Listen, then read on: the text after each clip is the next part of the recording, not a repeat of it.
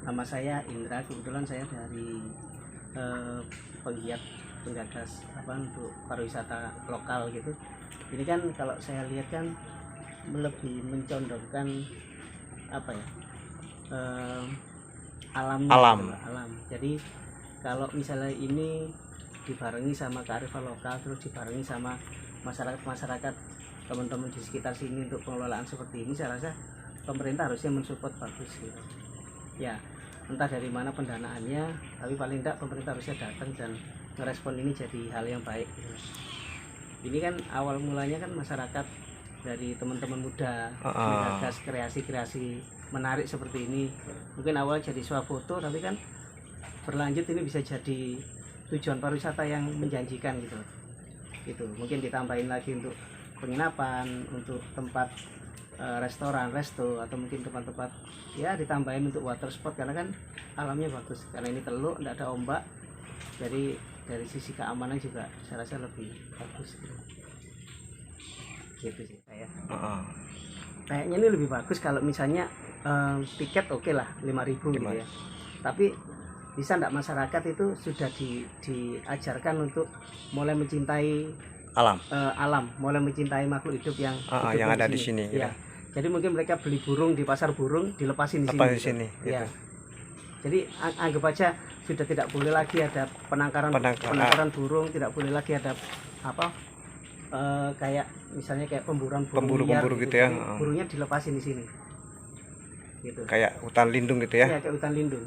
Jadi itu benar-benar dilindungi, dikasih warning kalau misalnya ada yang sampai nembak atau apa, itu nanti ada pidananya gitu. Mungkin bisa jadi sanksi adat atau sanksi desa misalnya kayak gitu ya. Mungkin nggak terlalu keras, tapi itu kan sekedar edukasi aja ke masyarakat. Memang kan di sini itu kawasan konservasi kan. Jadi hal-hal yang seperti senjata tajam, senapan udah kita larang sebenarnya dari awal. Ada juga kata himbauan di depan sana, mungkin Bapak belum lihat. Saya rasa bagus karena tadi saya lihat, saya jalan dari tadi itu saya cuma lihat 2 burung aja, dan burung bagus. Ketemu sama fauna yang ada di sini. Ya mungkin ditambahi, mungkin siapa tahu ada yang nemu biawak, dilepasin di sini. Memang biawak sama ular laut ada sebenarnya di sini, pango gitu. Dan juga bahkan burung yang imigrasi yang dari Australia yang kayak panjang itu, kayak bebek, burung bango itu ada sebenarnya di sini. Tapi bulan-bulan tertentu baru kita ketemu sama burung itu. Jadi sebenarnya kalau misalnya dirangsang Pak, mungkin dikasih satu tempat ya untuk khususnya burung itu ya, burung-burung bisa makan gratis di sana. Maksudnya makan tanpa mereka harus cari, dan burung-burung ini memang ini makanannya gitu loh. Terus burungnya dilepas di situ. Saya rasa nanti itu ngundang burung ya, itu tanpa diganggu. Kita pancing itu ya. Iya, dipancing. Atau mungkin di sini bisa dibuat penangkaran burung besar gitu ya. Jadi kicauannya itu nanti bisa menarik burung-burung lain gitu. Saya itu sih, tapi nggak perlu harus burungnya di. Tapi masalah kebersihan gimana nih untuk Bapak? Saya rasa bagus, bersih. Ya dari 1-2 plastik. Ya ini paling enggak kita kiriman kayak ini.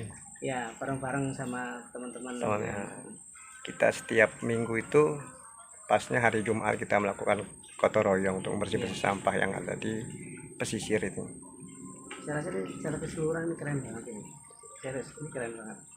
Cuman itu tadi mungkin. Jadi apa yang sebenarnya kita mau tambahkan ini menurut Bapak? Kalau penginapannya sih mungkin karena ini daerahnya juga suhunya juga suhu di atas suhu derajat orang normal gitu ya. Jadi untuk kenyamanan di dalam kita, karena ini rumah kayu itu ada suhu yang dikeluarkan dari aroma kayunya sendiri. Jadi kalau paling enggak di sini harus perlu kerjasama sama orang interior lah, lebih tahu tentang desain tata ruang dalam. Kalau masalah luar sih bisa oke lah, dalam kenyamanan mungkin dikasih AC, mungkin apa gitu. Kamarnya juga besar, mungkin tidak perlu di-set gini, karena biasanya kalau orang nginep dia tidak butuh privasi di dalam. Tidak butuh ruang di dalam, lebih butuh ruang ke terasnya. Iya. Karena kalau ini memang konsepnya untuk keluarga, ya saya rasa memang butuh kamar tidur yang besar untuk keluarga gitu. Kata ibu, tapi homestay yang di sini. Ibu yang mana? Oh, ibu yang ini. Ya, khusus keluarga, nggak boleh sembarang orang. Sebenarnya sih banyak sih yang minat Pak ya, yang mau nginep ini, tapi karena persyaratannya itu harus ada kartu keluarga gitu kan, soalnya kan ketua Pak Pariwisata ini sangat fanatik sekali sebenarnya. Iya. Itulah yang bikin homestay ini mungkin jarang untuk dihuni oleh orang-orang yang kayak bukan suami istri gitu ya. Saya rasa gini loh Pak, itu kan bicara masalah kearifan lokal lagi Pak. Iya. Bicara masalah mungkin adat istiadat, atau mungkin bicara masalah bicara masalah mungkin Masyarakat sini ya. masyarakat sini, bicara masalah etika kan. Nah benar. Etika bermasyarakat. Jadi saya rasa sih kalau masalah mau nginep itu ya kita kalau misalnya mengajak sama pariwisata umum di luaran kayak misalnya kayak di Bandung lah NTT, gitu ya. misalnya kayak gitu, misalnya kayak ya, kita ngomong yang sama-sama air lah, Nah. misalnya kayak di Raja Ampat kayak gitu kan, itu kan penginapannya hampir sama, dibuat di atas permukaan air seperti ini, dan itu kan siapapun boleh nginep gitu loh, mau yang punya kakak-kakak atau mungkin mereka berteman atau mereka anak-anak muda gitu, pasangan muda-mudi ya. Bebas gitu loh. Yang penting mereka dikasih aturan dan aturannya dijalankan gitu. Itu aja sih saya rasa gitu. Tapi kita kan nggak bisa membatasi juga orang mau nginep di sini harus seperti apa. Sebenarnya sih wisata kan harus benar seperti itu, nggak milih-milih sebenarnya ya. Sebenarnya ini kalau wisata gitu ya. Kalau memang kita ngajunya emang di sana ya kayak gitu. Yang penting gini lah Pak, kayak di Gili Trawangan dulu ya, mungkin mohon maaf nih, kalau di Gili Trawangan kan dulu awal-awal Gili Trawangan itu kan bebas Pak di sana itu, orang boleh berkostum seperti apa, berpakaian seperti apa. Iya. Tapi ketika sudah ramai, sudah mendunia seperti ini, aturannya langsung diketatin. Oh, nggak boleh lagi pakai kayak gini, nggak boleh lagi seperti ini, nggak boleh lagi seperti ini. Nah gitu. Nah kalau dari awalnya sudah diketatin, bagaimana orang bisa masuk gitu loh? Bagaimana orang bisa memfungsikan investasi ini kan investasi. Iya benar. Bagaimana orang bisa menikmati investasi yang sudah mahal ini gitu. Yang penting gini dulu lah, yang penting memang kalau memang segmen pasarnya itu untuk keluarga ya disetting untuk keluarga aja. Setting untuk keluarga, iya benar. Disetting untuk keluarga. Gimana sih keluarga itu? Keluarga biasanya butuh ruangan dalam besar, teras kecil nggak masalah, karena fasilitas pendukung di luar itu lebih keren dari di dalam.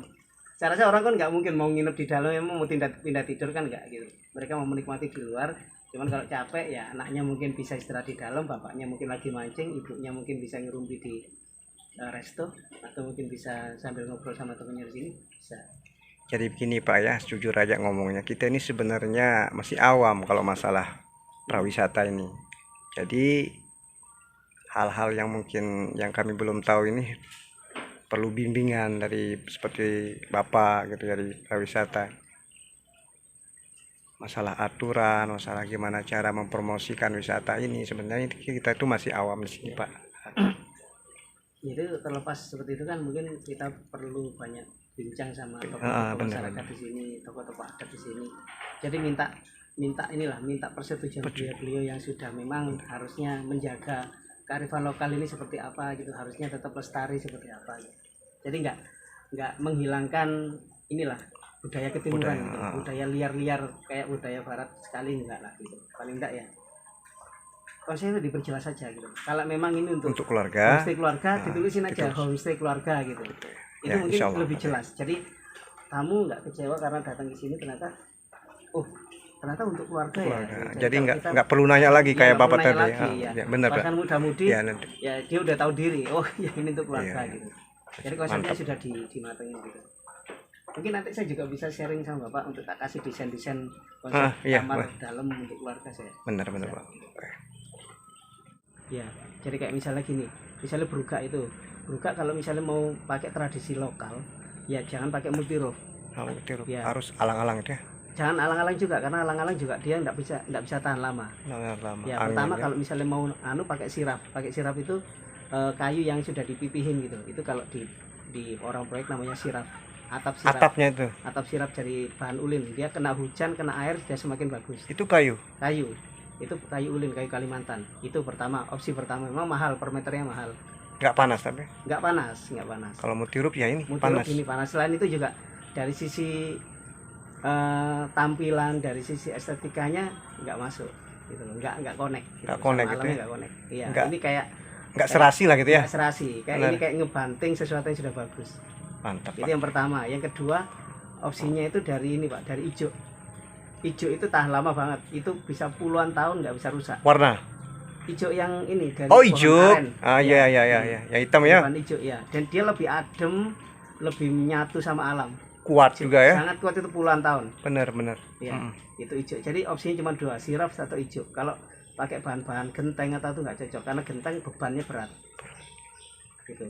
Kalau pakai alang-alang, dia maintenance-nya jangka pendek, Pak. Dia kena angin kenceng, hilang dia. Hilang ya, benar. Dan dia rentan rontok, rentan. Kalau hijau sama sirap tadi itu bagus. Itu yang pertama. Yang kedua, alasnya kalau bisa jangan pakai karpet, kalau bisa pakai kayu aja. Kayak gini. Tapi dihaluskan ya? Iya, kayu. Ini nggak dihaluskan ini. Iya, jangan pakai karpet. Pokoknya ini menghilangkan unsur industrial. Ini industrial. Biar alami gitu ya? Ya, alami, semua alami. Jadi benar-benar kita ngambil sesuatu yang alami gitu. Benar-benar kita ambil konsep ya, alam konsep ini ya. Alam, ya. Seperti ini sebetulnya Pak, kalau misalnya bikin tanaman-tanaman hias untuk Pak bisa pakai tanaman hidup aja, tanaman air hidup. Kayak misalnya kayak seperti ini. Ini iya, banyak tanaman hidup. Banyak. Jadi benar-benar didiskusikan. Kalau misalnya nanti bisa kok saya kapan-kapan misalnya diinfo untuk datang ke sini untuk kasih pandangan tentang tata ruang bisa. Kalau saya juga bergerak di tata ruang juga. Oh iya, mantap. Nanti saya kasih contoh-contoh, saya kasih print out untuk konsepnya seperti apa, untuk di sini itu kayak gimana bisa. Ya, seperti itu sih. Dari hijau atau mungkin atapnya dari sirap. Terus warnanya dibikin warna natural kayu. Itu jauh lebih, orang melihatnya itu lebih artistik gitu, Pak. Nggak pakai pelitur kayak gini. Nggak pakai pelitur, natural aja. Natural aja. Natural, iya. Nanti Bapak video ini Bapak sharingkan ke ke pariwisata internasional gitu, Pak ya. Itu nanti Bapak lihat aja respon. Jadi kalau sudah segmennya lokal, Bapak main di segmen yang lebih gitu. Karena kan kalau nggak salah saya pernah dengar sekotong mendunia nih, Pak ya. Nah, makanya itu harusnya benar-benar mendunia ya. Harus mendunia, harus. Jangan cuman Mandalika ya. Gitu. Sekotong harus mendunia. Karena mutunya lebih awal dulu. Kayak saya dengar itu sudah 2-3 tahun yang lalu kayak ya. Saya dengar itu di Sekotong daerah Batu Putih sana. Iya, Sekotong mendunia. Iya, saya dengar gaung itu sudah 2-3 tahun yang lalu. Tapi selain di Sekotong, Bapak pernah singgah di wisata mana? Soalnya Sekotong kan banyak wisatanya. Saya pernah ke Bangko. Ya. Ke Nanggu udah mana? Pernah juga ke sana. Pernah. Cuman yang di sini saya lewat tapi belum pernah masuk. Belum pernah masuk. Ya. Asli Bapak mana? Dari Surabaya. Surabaya. Udah lama di Lombok? Pulang pergi. Kan tetap di Mandalika ya? Enggak, menetapnya di Mataram. Iya, tapi menetap di Mataram cuma menetap stay aja sih. Stay. Ya kita long stay aja. Jadi menginap panjang, nanti kadang-kadang kalau misalnya ada job, kita kemana kita dapat jobnya. Karena ini kayak media wacana di sini. Jadi dana untuk pembuatan ini itu murni dari mana gitu. Ya. Jadi tidak jelas ada ya. kesenjangan dari beberapa maksudnya dari masyarakat sekitar gitu. Jadi maksudnya gini, dari lingkungan luas ini biar tidak punya kesalahpahaman masalah pengelolaan lahan ini, pengelolaan dana untuk wisata ini itu dari mana? Dari mana? Ya. Mungkin dari itu. ini ke ini gitu. Jadi kita perjelas ya. Harus jelas. Nggak cuman di tapi bener-bener dipublish gitu, Pak. Publik juga harus tahu. Gitu. Ya benar Pak. Gitu. Ya sah aja sih orang mau cari margin, cari untung itu sah. Tapi paling enggak kan itu untuk untuk meminimalisir opini-opini negatif dari masyarakat yang lain gitu, Pak. Iya benar.